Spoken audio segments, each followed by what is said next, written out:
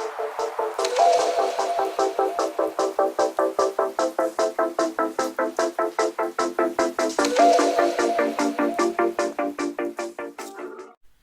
it going, ScrubGamers? Welcome back to another video here at ScrubGames, and today we're going for the episode 3 of my Road to Final series, a series I'm going to be doing up until the beginning of up until we go to the EU finals to help you prepare for it and be ready mentally, physically, and cardboard-wise.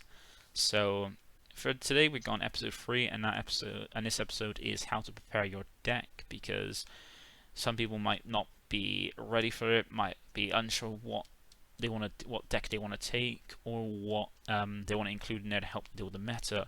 Because while having great understanding of your deck is fine, you need to have understanding of the meta, and not only that, but you have to have both. You have to either have understanding of your deck itself, what it does, and how to combat the meta, and then understanding what the meta is about, like what your deck brings to the table against it.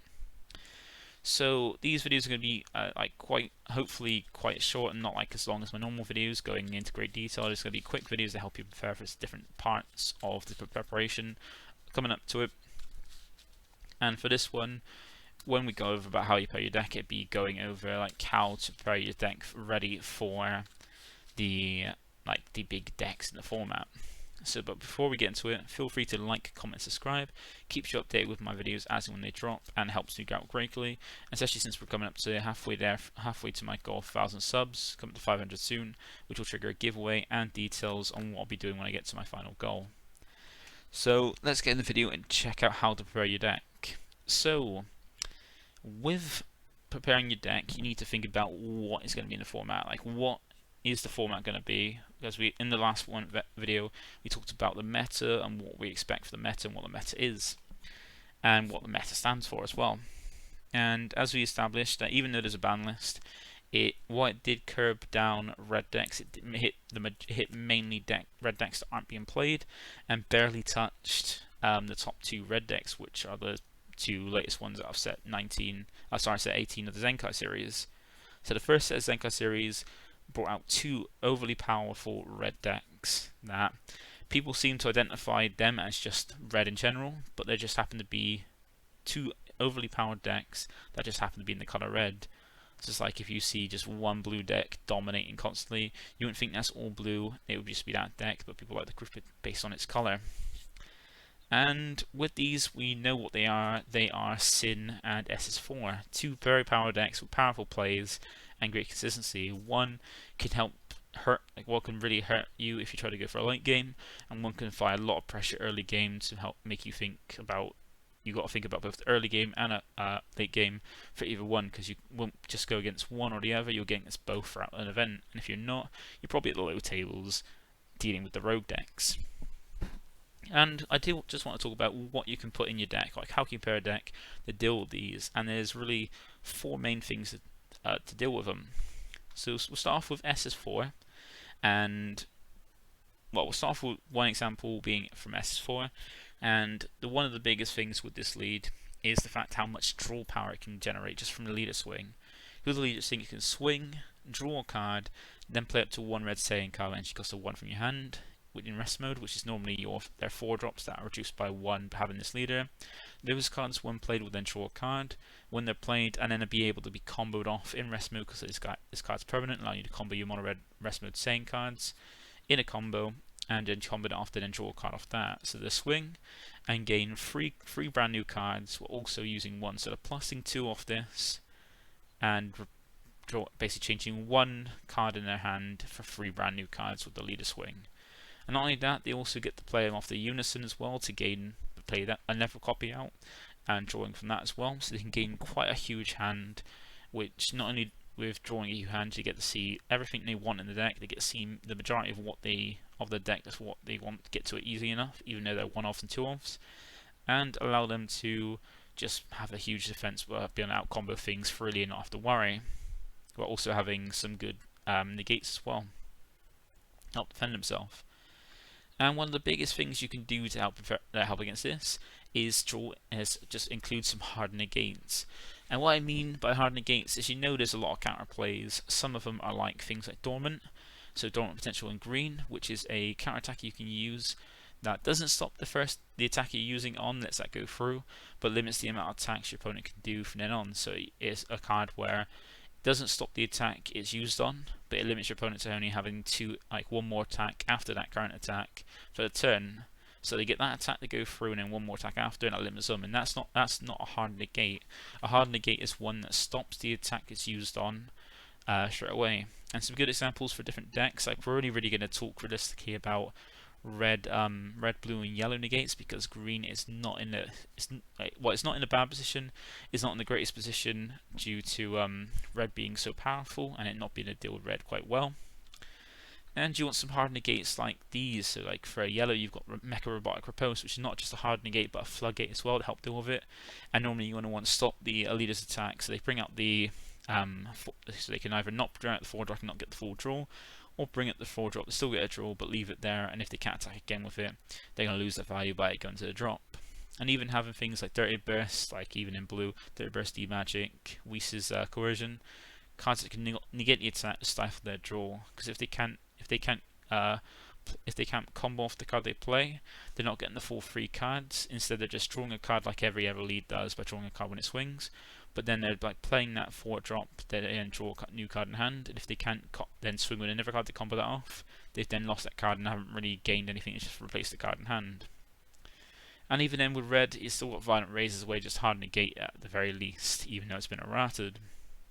And these are really nice ways you can suffer the draw, because SS4 wants to get into the combat phase to combo off these cards after playing them to get an extra draw and charge the Z energy. And if you keep doing this, you can stifle them off to not charge the Z energy properly and not get their full value out of the cards as well. So it can limit their draw a little bit more. And then we're talking about Sin Shenron. So this is one that is the very aggressive one.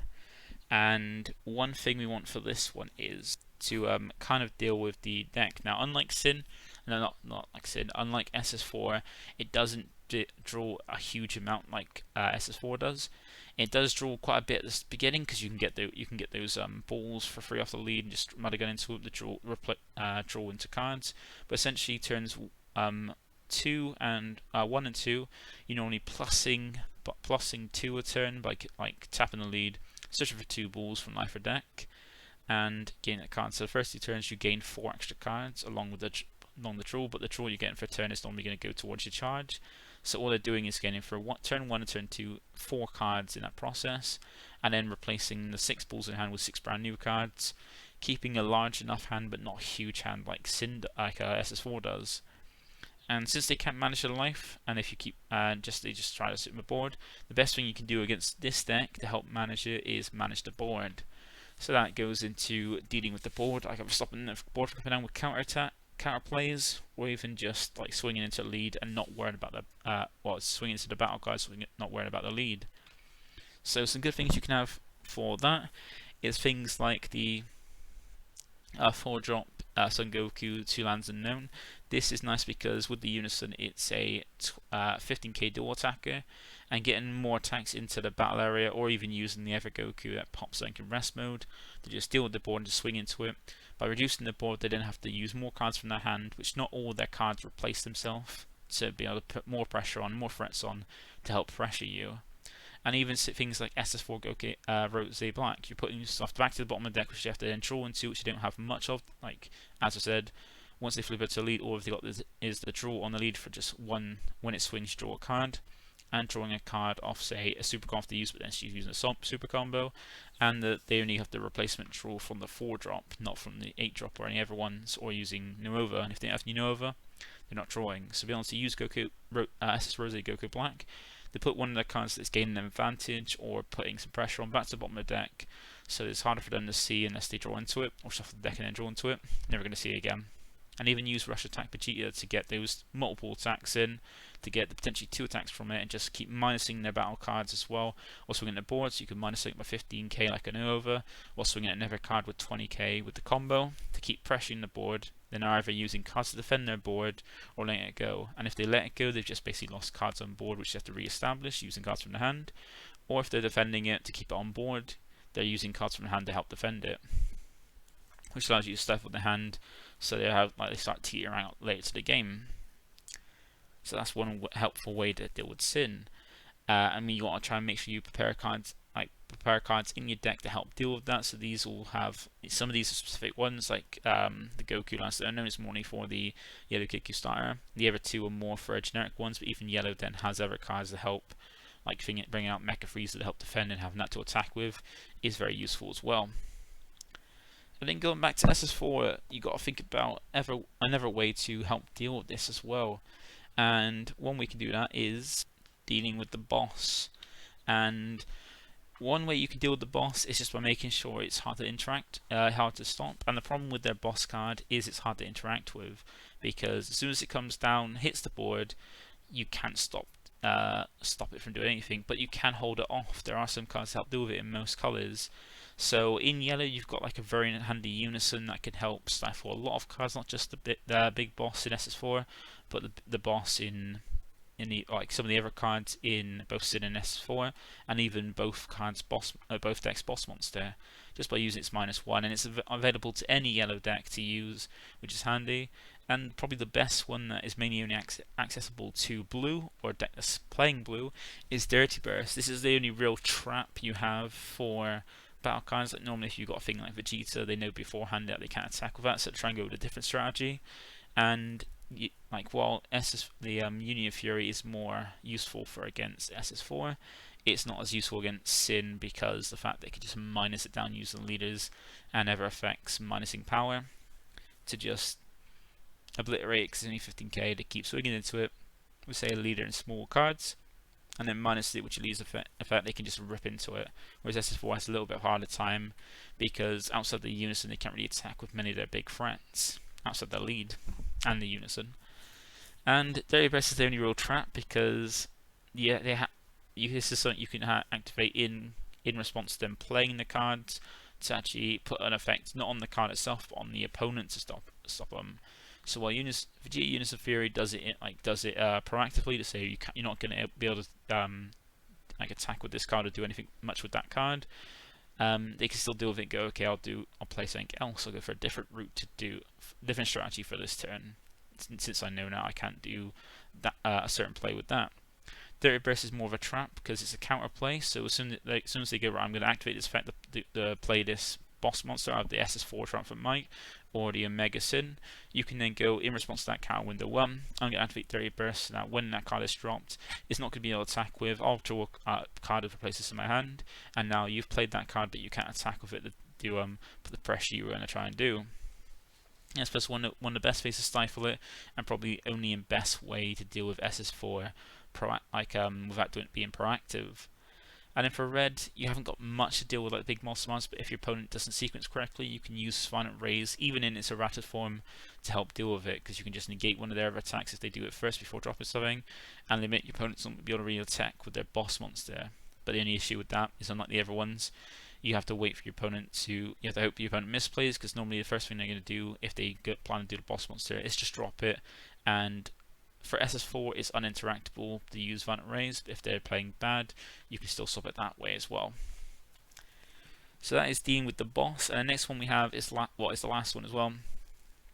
And another way to deal with Sin, how to prepare your deck with some cards.